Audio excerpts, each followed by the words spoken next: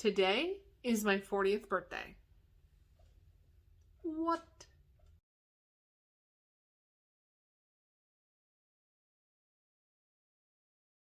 Hey everyone, it's Mary. Welcome back to my channel, and as you can tell from the topic of today's video, this is not going to be a booktube related video.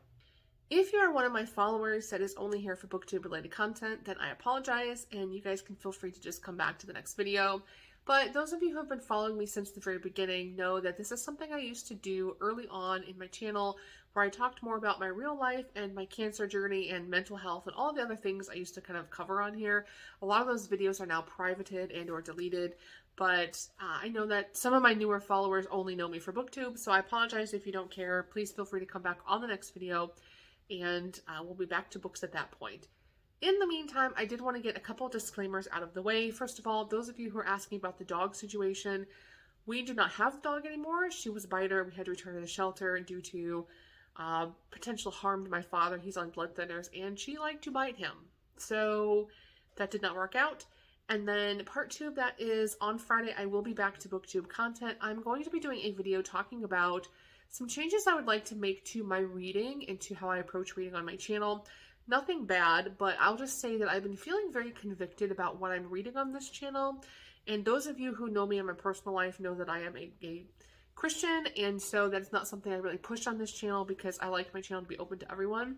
However, I do feel like my reading in the last year has kind of taken a path that I don't necessarily think is a healthy path to go down, and I can see how this can turn into something very unhealthy very quickly if I don't nip it right away. So I'll talk about that in more detail on Friday. It's nothing that you need to be worried about or that anybody needs to be like overly concerned that my reading is going to slow down or I'm just going to be reading Christian books or anything of that nature, but just talking about, for me personally, some things I feel convicted on that I would like to talk about in more detail.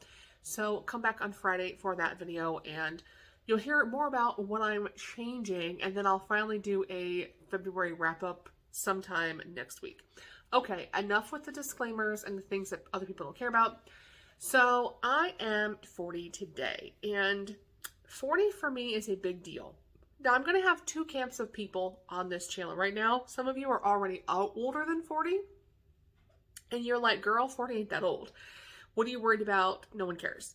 And then I'm going to have the other half of you who either think 40 is like super old and you can't believe I'm that old, or you're going to be like, I didn't know you were that old. You don't look like you're 40.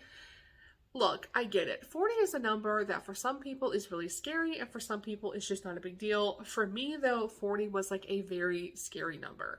And the reason it was a scary number for me growing up was because I had this list of things that I had to have completed by the time I'm 40. It was just this mental thing that I created for myself, that 40 is the age where after 40, you start getting old, you join, AARP at 50, you know what I mean? And after that, everything kind of goes downhill. So if you want to have your life figured out, you need to have it all figured out by the time you're 40. So I had this list of like, you need to be married, you need to have kids, you need to have a house, you need to have traveled, you need to have a good car, you need to have retirement figured out, you need to have, a college fund for the kids in place. You need to have, I had this whole list of like, by the time I'm 40, I have to accomplish all of these things and have everything figured out about life, because after 40, everything just goes downhill. Especially in my mom's family, where people only live to really be in like their 70s. You might make it to 80 if you're lucky. So by the time you hit 40, your life is pretty much half over. So to me, 40 was like the kiss of death. Once you hit 40, you better have it together, because it's only going to go down from there. And then I turned 40 today, and I realized how stupid all of that really was. So I've learned a lot of lessons, and the biggest thing that really changed my mind on pretty much everything that I thought about turning 40 was that about almost 5 years ago now, was in the fall of 2017, I was diagnosed with ovarian cancer. Anybody who knows me in real life knows that. And let me tell you, being diagnosed with cancer really puts your life in perspective, and you begin to realize that some of the things you were really concerned about really are not that concerning. You're making things into a much bigger deal than they need to be. So I'm going to tell you the top 5 things I've learned, life lessons or things that you should consider. If you are already 40, you probably already know this stuff. If you are not 40, I hope you find these things to be at least a little bit encouraging. And so here are my thoughts about turning 40. Number one is that growing old is a gift, and it's a gift that not everybody gets. So I have met so many people over the last few years who have lost loved ones to COVID. I've lost several women I know from ovarian cancer.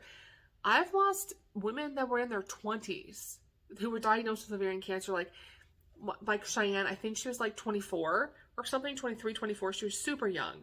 And I've met so many people who have lost children at young ages. They've lost family members to accidents, cancers, illnesses, you name it. Walking across the street, getting hit by a car, you name it. People die for a multitude of reasons, and growing old is a gift that not everyone gets. I think back to all these wonderful women I've met over the last 2 years who died in their 20s and 30s from ovarian cancer, and how many of them would have loved to have gotten old.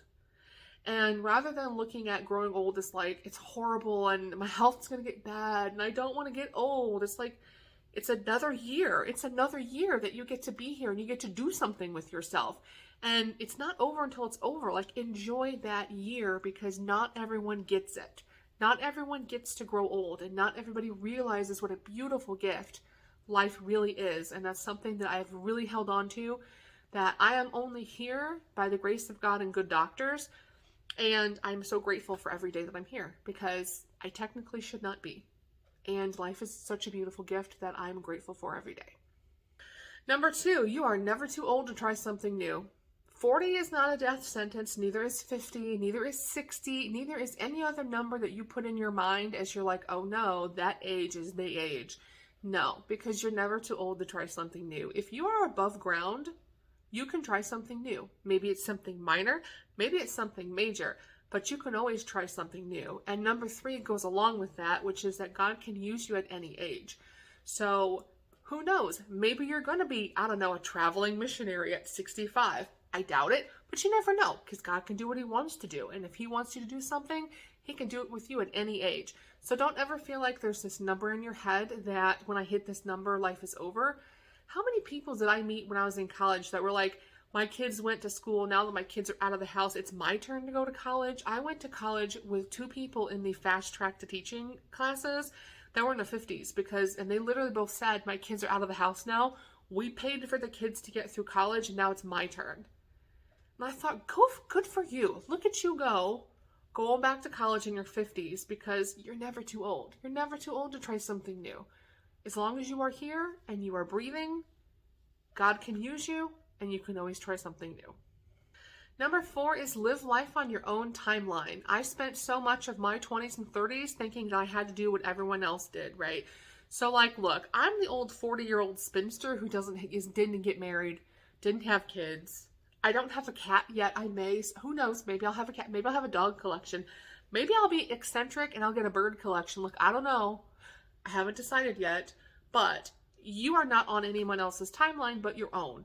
Your friends are getting married in their 20s. Good for them. Your friends are getting kids in their 20s. Good for them. That doesn't have to be you. Your life is on your timeline, and that's okay, because no one's life is the same, and everyone's life takes their own journey.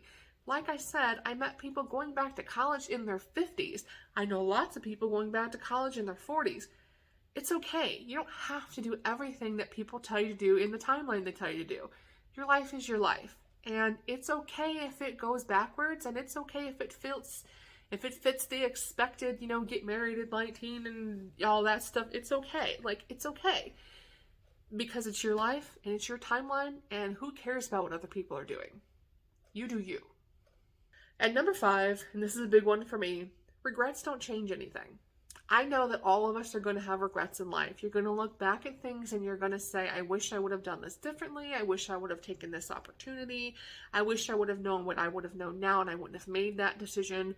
Look, I can look back at my life and I have a whole list of things that I would love to change. But you can't. You can't go back and change them. All you can do is look back at these past regrets, and you can say, okay, what did I learn from them? And what will I do differently in the future?